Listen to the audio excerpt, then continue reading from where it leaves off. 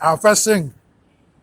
Nkoli o, enke, Nkoli o, enke, Nkoli my dear friend o, enke disappoint me o, enke, Nkoli o, enke, Nkoli o, enke my dear friend o, enke disappoint me o, enke.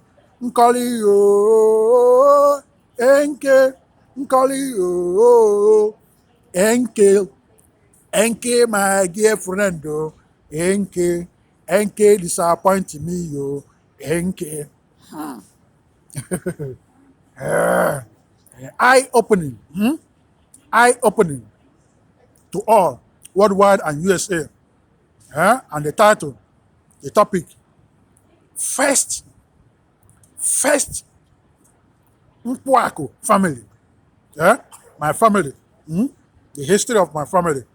First Nkwuaku family, tradition and culture, foundation and legacy.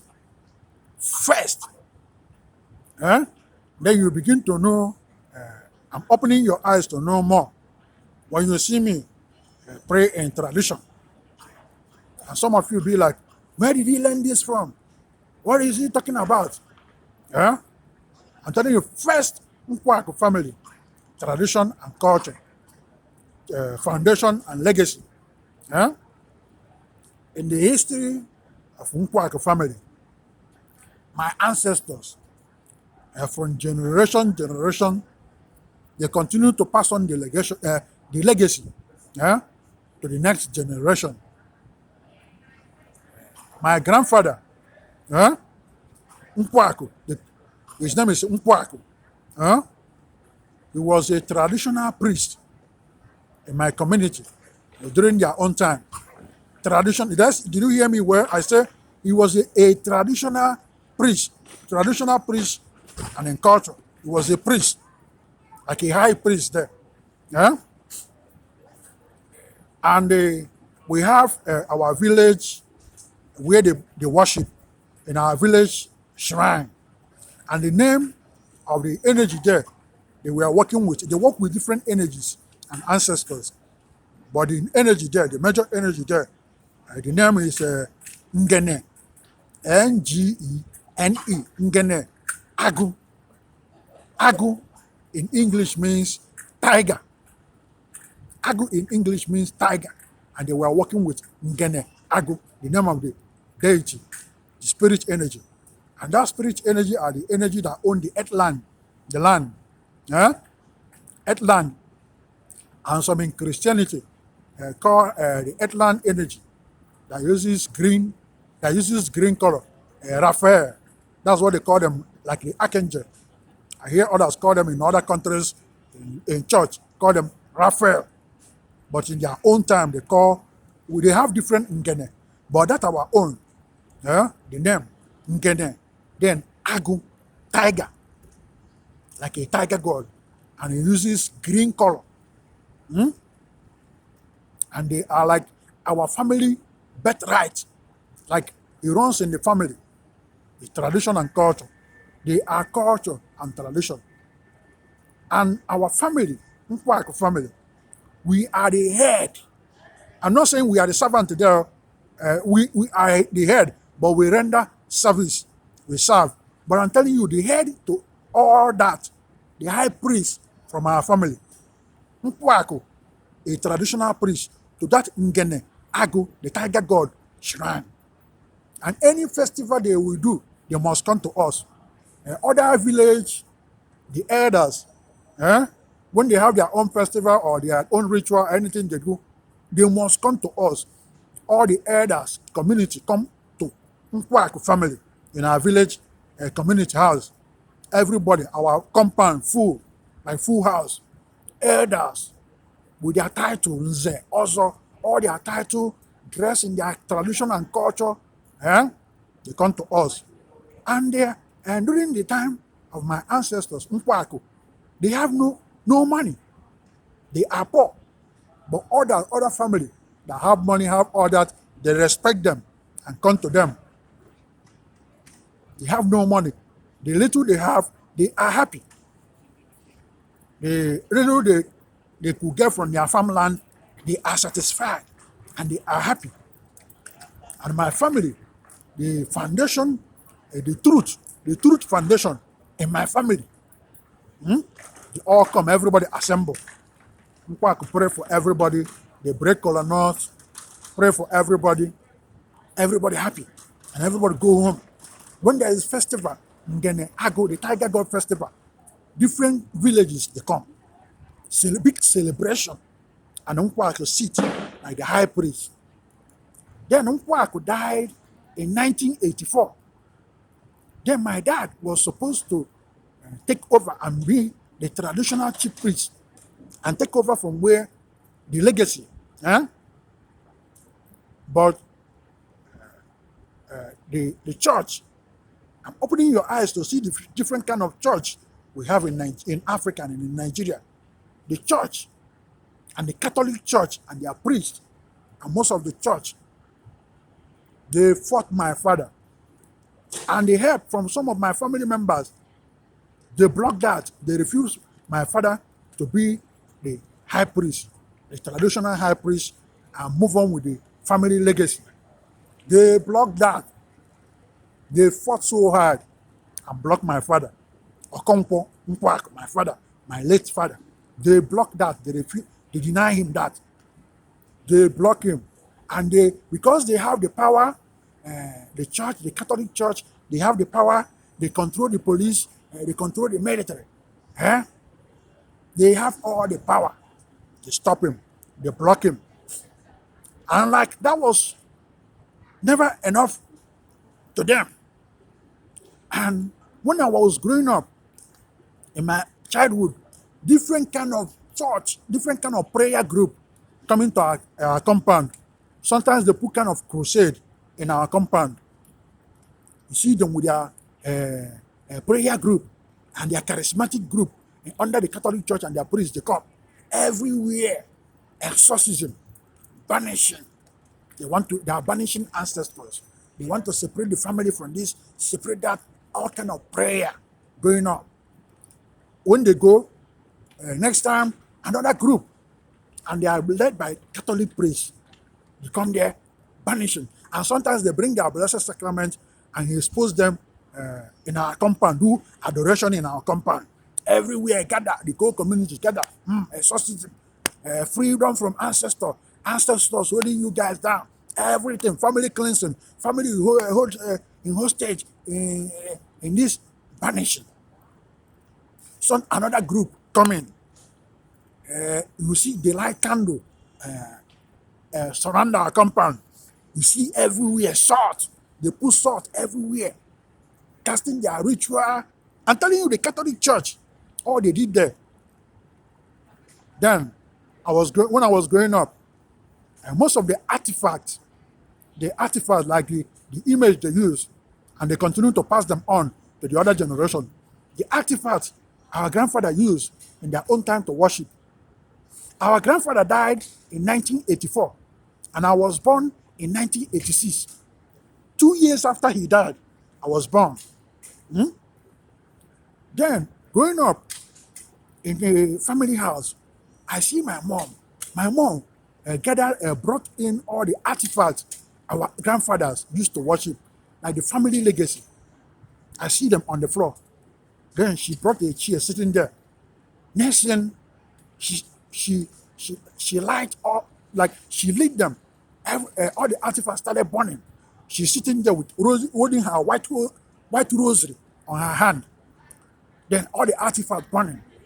She's there praying rosary, speaking some words that coming out from her mouth. She stayed there praying rosary, and all the artifacts in our family. And artifacts in Igbo, the artifacts they used to worship, we call them in Igbo, Opensi. My mom burned down all. I saw her with my eye when I was little. I'm not telling you they told me. I saw her burn all of them. The reason she did that She never told me. She burned them out, burned all the artifacts with rosary, white rosary in her hand. That's it. Like that was never enough. Then, growing up, I started researching on my own. And they hide all the secrets in those traditions. All they were telling us, feeding us from childhood, tradition and culture, supported the killing of twins. In the ancient time, all they do, if you have twins, tradition say, bring your twins. They use them, sacrifice. And they were sacrificing human beings. They were killing everybody and molesting the women, different kind of negativities against the tradition. That all they feed the younger generation, just to scare us away from that. And sometimes when you see them, because they have the control in police and that and the media, sometimes you see them, they show some men line up dressed in tradition. They say, yes, police are arresting this man. We investigated where they worship. We found some human head they are using for sacrifice, some human body they use for sacrifice. Telling you to see what the tradition are doing to the community and culture. We are putting them to prison. Then the younger generation that see this believe them. But me, I know they are all drama to subdue our tradition and culture and our ancestral heritage and our history. Most of the youngsters subdue, all this subdue, moving forward. I started researching on my own growing up, acquiring information, researching most of this tradition. I try to know their name, and the name of most of these girls. Most of them I started learning, going closer to traditional worshippers in secret, learning from them, equipping myself with knowledge. Then later I started telling my family about tradition. Who was started against me? All my friends gang against me. Different kind of text message coming to Sanko. Everybody calling me, text message, threatening me with different threats. And all the message saying, God will kill you. All the message saying, you are about to die. Abandon that and stop praying that way. You are about to die. Our prophet, our religious group said they saw you buried inside the pit already. You are about to die. God's anger coming against you. God's wrath will descend upon you. You are rebelling against God. You are going against God. Different text message. Forward. And some of my brothers there fighting me too in the country. And one of my brothers said, if you want to practice tradition, if you want to pray that way, go and build your own house. You can never practice that in the family house. Go and build your own house. And our firstborn from the family, the firstborn, our male child firstborn in the family, the elder, he'll be like, okay, you are practicing tradition. If we give you money, you use some of the money to buy kola nuts, native kola nuts. You are saying you are using that to pray in tradition. Then he announced to everybody, no more money. Nobody should ever give money to Peter. No more money. And nobody, they stopped giving me money. It was like that was never enough. They forced me to a psychiatric hospital in my country. Before I came here, they hold me hostage in psychiatric hospital for 1 week. Did I commit any crime? No. Aggressive to myself or any other person? No. Any kind of hatred or fighting anybody? No. They hold me hostage. And there, they be like, he is frustrated. That is the reason he's praying in tradition. And most people that are prayer are frustrated. That's what they do. They end up praying in tradition. They hold me there, giving me different kind of injection there. For 1 week, I spent 1 week in psychiatric hospital. They hold me down there, pull me down. And in that psychiatric hospital, everywhere, different group, prayer, Catholic, other churches, Pentecostal, coming in there, chanting prayer. And they know, anytime they give me injection there, I'm weak, I'm tired, laying on the bed, I can no longer move. My eye open, but I'm weak. They bring in a prayer group. And some of them bring in Catholic priests. They come here where I'm at, where they see me laying on bed. They start chanting prayer where I'm laying down, performing exorcism. where I'm staying. Yeah? And some of them have to hold my hand, dragging my hand, pulling my hand up and down. The Catholic priest. And they say, we want to pull you out from the pit of hell. We are pulling you out from ancestral seat. And some of them, they bring in their Pentecostal pastors, prayer chanting. I spent 1 week in psychiatric hospital. I came to the United States. It was like, that was never enough. Our family, Obu, has mail. Like when I used to say Obu has mail, our family, Obu, where our ancestors, the house has been there for a generation. They demolished it. They demolished the house. They started fighting all this. Eh? Now I'm in USA. Next thing, they later took me to psychiatric hospital here in USA. Maybe that wasn't, that was never enough. That was the way I was diagnosed here. Different questions, abandoned. Even here, most of my siblings here, nephews, niece, cousin, most of them avoiding me too, moving away from me. When I try to penetrate to go to their house, they block me. Either my relation or my sister or my family block me from coming. Sometimes when I left my brother's house, if I go there just to visit, they have to make different calls. Should we let Peter come into the house? Or should we send him away? And everybody be like, why are you here? Why did you come? Why did you come? Why did you come to visit us? Then next thing, they send me back. Yeah? I'm telling you what you see me doing now. But they didn't have the knowledge I have. Because I saw all this. Then I already equipped myself. And some of the things you see me, I learned already. Some of them I see myself doing that in dream, praying for people in dream. But most of them, most of the traditional worshippers in the Africa, in Nigeria, most of the things you see me say, when I say I use male cow, I use female cow, you see them bring them life. When they say kola nut, you see the live kola nut. When they say chicken, you see them bring the live chicken. But I see myself doing that in a dream world. I speak them. You see, sometimes I see some that are sick come to me in dream world to pray for them. Then all the knowledge I have, I speak them without providing them. And they have instant healing there and celebrate. Then when I wake up, because I equip myself with biblical knowledge too, then I begin to refer what I did now to the creation in Genesis in Bible. And the creation there, the account of the creation there, whereby spoken word, when they say, let there be this, and there became, let there be this, and there became. I say, wow, I have discovered what I've been seeking. And most of them there, they have no knowledge about that. I equip myself now. And I realize all these are technology, the world, the outer world, the universe, worldwide are seeking to have the idea, the little idea. Then they can come up and use them solve so many problems, bring up solution to different issues, problems in the world. USA, the world. What you see me doing are in the history of the family.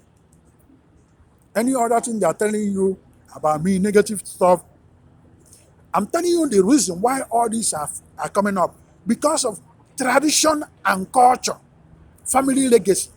My family joined the group, whatever group they join, they hate it.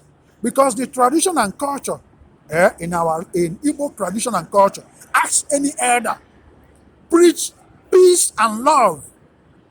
The truth, peace and love. You must have good mind, good intention, clean mind before you come to all this energy. You come to them and pray and summon them and ask them to bless you. But if you have negativity in your mind, bad intention, and there praying to them, then you are like bringing like death against yourself. They knew that. You know, tradition and culture, no kind of hatred. They are against that. No hatred, no discrimination, no abuse, no racism. They preach the tradition and culture are truth. Be a good person and be good to others. When Jesus always say, love your neighbor like you love yourself, they are the root and the foundation to tradition and culture. I'm telling you now. But most of them, they run away from all this because they believe when they are in this group, they can do whatever they like. And after that, they go kneel down to a priest and say, I killed somebody. The priest say, okay, say a rosary. Your sin forgiven. They go home, they pray. Then next time they go commit another, do silly stuff, abuse somebody. They say, I abuse somebody. They say, pray rosary. All your sin forgiven. They go. But in tradition and culture, you continue to repeat that. You are bringing death upon yourself. You are bringing this energy to kill you. They are the reason they are running away from that. And most of the Igbos, other you see in your country, check their family. They have the roots. That's their roots. They have similar roots in their family, but they abandon all that. Technology, the worldwide are seeking for, to move the world forward or subdue. They bury the truth in so many families. Sanko FM, Chief Priest, Peter, Odira Nkwuaku in Los Angeles, California, USA. Chief Priest World, Chief Priest USA. USA, eye-opening forward.